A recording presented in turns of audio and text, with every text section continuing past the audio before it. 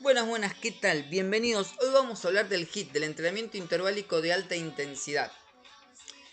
La verdad que quiero hablar de este tema ya que en los últimos años, si bien hace mucho tiempo ya que se utiliza en el alto rendimiento deportivo, con el desarrollo de las redes sociales, este término fue acuñado por muchos profesores de educación física, personal trainer, influencers de la actividad física en redes sociales. Y está bueno por poner un poquito de luz teórica sobre la base práctica, que es la que muchas veces se muestra en estos videos, y poder empezar a diferenciar qué es y qué no es un HIIT, ¿sí?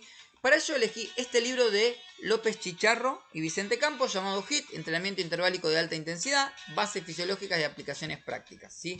Justamente elegí este libro porque su objetivo es el analizar estas bases fisiológicas que sustentan esta modalidad de entrenamiento y también habla un poquito sobre diseño y la aplicación. Hoy vamos a hablar un poquito por arriba sobre esto último, pero es bastante interesante. Bien, lo primero que tenemos que saber y que es importante para empezar a entender lo que es un HIIT es que el VO2 máximo es la variable fisiológica excluyente del alto rendimiento en resistencia aeróbica, ¿sí? Este VO2 máximo viene condicionado en un 70% por la genética, es lo que plantean los autores, y el restante 30% es el que podemos mejorar debido o gracias a un adecuado entrenamiento.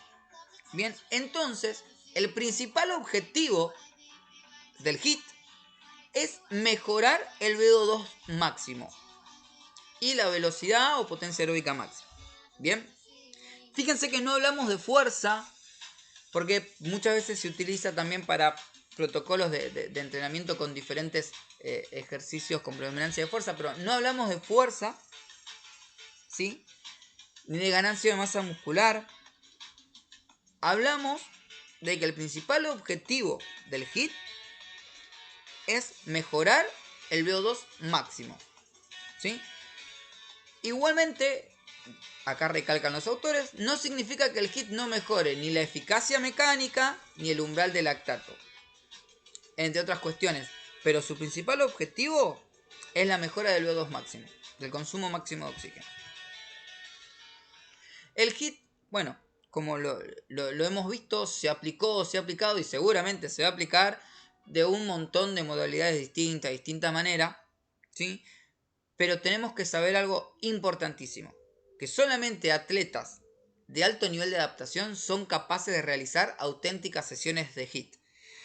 El resto de los mortales vamos a realizar algo más o menos similar a un HIIT, pero que va a estar edulcorado para cubrir ciertas necesidades, ¿sí? Ahora vamos a ver más adelante por qué, ¿sí? Otro punto importante, y me gustó recalcarlo, lo recalco con la frase de abajo, más allá de toda la parte más fisiológica que dice arriba, pero tiene que ver con las cuestiones energéticas, ¿sí? O los sistemas energéticos que influyen en un HIIT. Siempre, siempre, siempre en el metabolismo de la célula muscular, la mayor o menor participación, ya sea de las vías oxidativas, las aeróbicas, o glucolíticas, antes llamadas anaeróbicas, va a depender de la disponibilidad de sustratos y de la intensidad del ejercicio, ¿sí? Esto para saber, empiezan a usar más grasa, usar más hidrato de carbono. Bueno, es importante saber que entonces, dependiendo de la disponibilidad de sustrato y la intensidad de ejercicio, va a haber mayor o menor participación de las vías oxidativas o glucolíticas. Para eso este gráfico nos ayuda un montón, ¿sí? ¿Por qué? Porque acá podemos ver, fíjense que en la recta de abajo podemos ver distancia en metros y en la recta de arriba un porcentaje de participación de los sistemas energéticos. Por ejemplo, al inicio, en un primer momento, podemos ver cerca de un 80% de la participación del sistema fosfagénico y glucolítico y apenas un 20%, cercano a un 20% del oxidativo. Esto es estimativo, es bastante individual, pero es estimativo.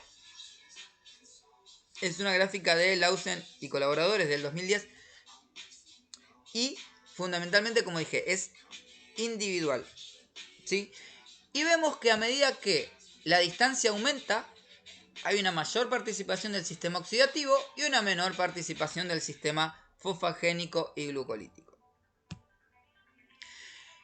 También vamos a encontrar dentro de lo que es HIIT diferentes protocolos, ¿sí? Por ejemplo, el RCT, que es el Repeat Sprint Training, el SIT, Sprint Interval Training, y el HIIT, que es el High Intensity Interval Training. Mi inglés es malísimo, pero bueno, no viene al caso. Podemos ver, por ejemplo, en un protocolo de RCT, marcado acá, donde vemos de realizar un sprint de 6-7 segundos por una recuperación total de 60 segundos, ¿sí? Nos vamos a parar en esta línea y podemos ver que hay un 80% de participación, como dijimos, del sistema fosfagénico y glucolítico y apenas un 20% del oxidativo.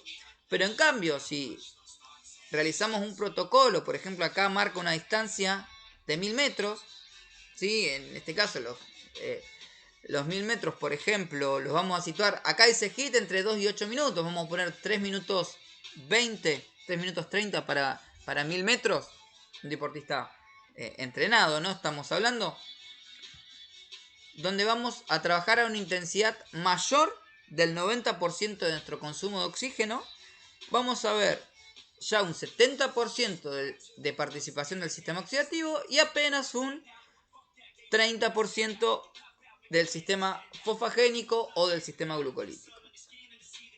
Bien. El entrenamiento interválico de alta intensidad se caracteriza esencialmente por tres cuestiones: ser ejercicio discontinuo, periodos de ejercicio de corta duración, generalmente menores a 5 minutos, y caracterizarse por periodos de recuperación entre intervalos de ejercicio, que pueden ser pasivos, caminar se considera pasivo, o pueden ser activos.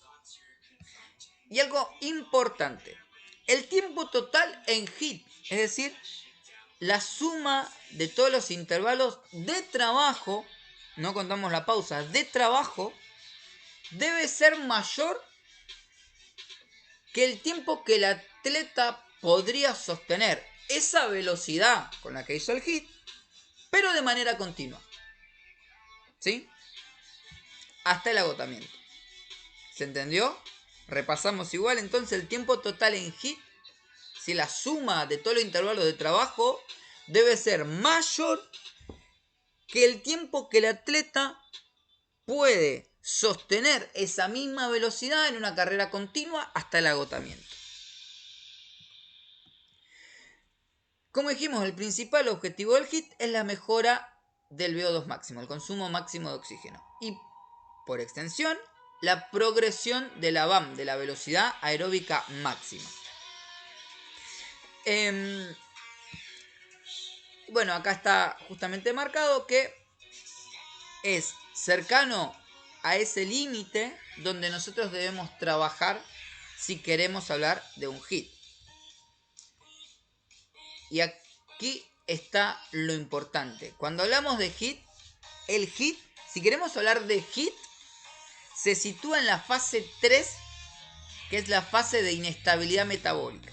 O sea que ya pueden ver por qué realmente es algo muy intenso. Porque hoy cuando hablamos de que no cualquiera hacía un HIIT, sí podemos hacer algo similar, pero para hablar de HIIT tenemos que situarnos en esta fase de inestabilidad metabólica.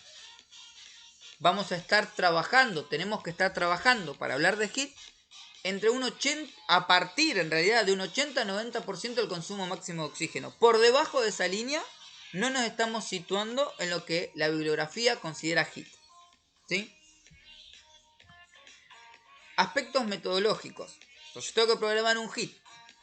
Bien, ya sabemos que el HIIT se sitúa en la fase de inestabilidad metabólica, en esa fase 3 que marcamos acá. O sea, a partir de un 80-90% del consumo máximo de oxígeno.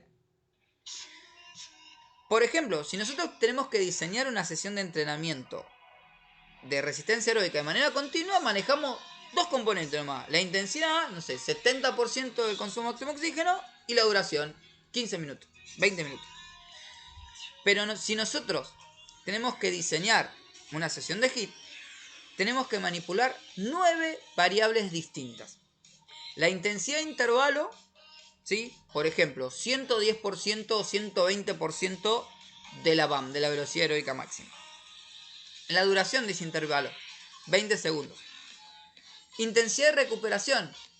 Si ese periodo de recuperación va a ser, entre intervalos estamos hablando, va a ser pasivo, va a ser activo, y si es activo, ¿a qué intensidad? Luego viene la duración de esa recuperación. Por ejemplo, 20 segundos. El número de intervalos, cuántos intervalos vamos a hacer, el número de series. Y esto es importante porque recuerden que la cantidad sumada de todos los intervalos de trabajo, ese tiempo que me da si sumo todo ese intervalo de trabajo, tiene que ser mayor a la que el deportista haría de manera continua a esa intensidad. Y por último, bueno, el periodo de calentamiento y la vuelta a la calma. Acá hay un ejemplo de una sesión o de una programación, ¿sí? Que es, por ejemplo, un hit largo. Estamos hablando de una duración de 3 minutos. Una intensidad al 100% de la BAM. Con una duración de recuperación de 3 minutos. Tipo de recuperación activa. Son 7 intervalos. La intensidad entre los intervalos, como dijimos que era activa, la intensidad de los intervalos es al 50% del umbral de lactato. Y el tiempo total de trabajo al nivel es el consumo máximo de oxígeno hasta en 10 minutos. Bien. En un hit corto, por ejemplo. A ver, estos son ejemplos. ¿Sí? No estoy hablando de protocolos exactos. Estos son simplemente ejemplos para que podamos ver un ejemplo. Cómo llevar a la práctica un ejemplo. Nada más. Hit corto de 30 segundos de trabajo al 110% de la velocidad aeróbica máxima con 30 segundos de recuperación. Aquí habla también del tiempo de recuperación, por ejemplo, activa. Aquí hablamos de 4 series por 15 intervalos. 2 minutos de descanso entre series. Al 50, el tiempo, la intensidad entre los intervalos, dijimos que era activa. Bueno, al 50% nuevamente el umbral de lactato, ¿sí? Podríamos hacerla, de hecho acá abajo lo marca, también podríamos hacerla en forma pasiva. ¿Qué vamos a marcar a continuación? Y me parece importante también remarcarlo. Hablamos de la intensidad a la que yo voy a trabajar para estar hablando de un hit, como una de las cuestiones más importantes. Si bien podemos utilizar la frecuencia cardíaca, pero es difícil medirla en vivo si no se tiene la tecnología necesaria en el momento. Podemos hablar también de la percepción subjetiva del esfuerzo, pero lo más adecuado, por lo menos en mi experiencia, si no se tiene tecnología a mano, es la utilización de la BAM, de la velocidad aeróbica máxima. ¿Sí? ¿Qué es la BAM? O la velocidad aeróbica máxima. Representa la menor velocidad necesaria para alcanzar el VO2 máximo o el máximo consumo de oxígeno.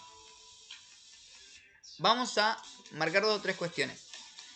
Para medir la BAM se tiene que hacer con un analizador de gases. Bien. Lo que nosotros podemos hacer es estimar esa BAM por metodologías indirectas, ¿sí? Donde podemos ver diferentes tipos de test. Quizás en mi caso, por ejemplo, que trabajo con futbolistas amateur o profesionales, el test 30-15 es el más adecuado porque el fútbol también es un deporte acíclico con muchos esfuerzos intermitentes, y utilizo a partir de ese test nos va a brindar la BIFT. Podría hacer un video explicando un poquito mejor esto y a partir de ahí programar las sesiones o los hits en realidad y programar cada hit. Pero bueno, para no irme más allá de lo importante o de lo que estamos marcando acá, la BAM representa entonces la integración del VO2 máximo y del costo energético en un único factor. Y el objetivo del hit, del trabajo del hit, es situar al atleta el máximo tiempo posible en o cercano al consumo máximo de oxígeno. Bien, entonces cuando hablamos de HIIT, básicamente hablamos de un método de entrenamiento de la resistencia donde encontramos diferentes tipos de protocolos, donde se ha hecho de 1000 maneras distintas, y el principal objetivo es mejorar el consumo máximo de oxígeno y por consiguiente la progresión de la VAM, de la velocidad aeróbica máxima. ¿Sí? Hecho este resumen, dicho esto, espero que les haya gustado. Si hay términos que por ahí no están claros, que si lo escucha por ahí personas que no están relacionadas a la actividad física, que no son profesores de educación física o personal trainer y quieren saber más acerca de algún término o algo en particular, déjenlo en los comentarios. Espero que les haya gustado. Un abrazo grande y nos vemos en el próximo video.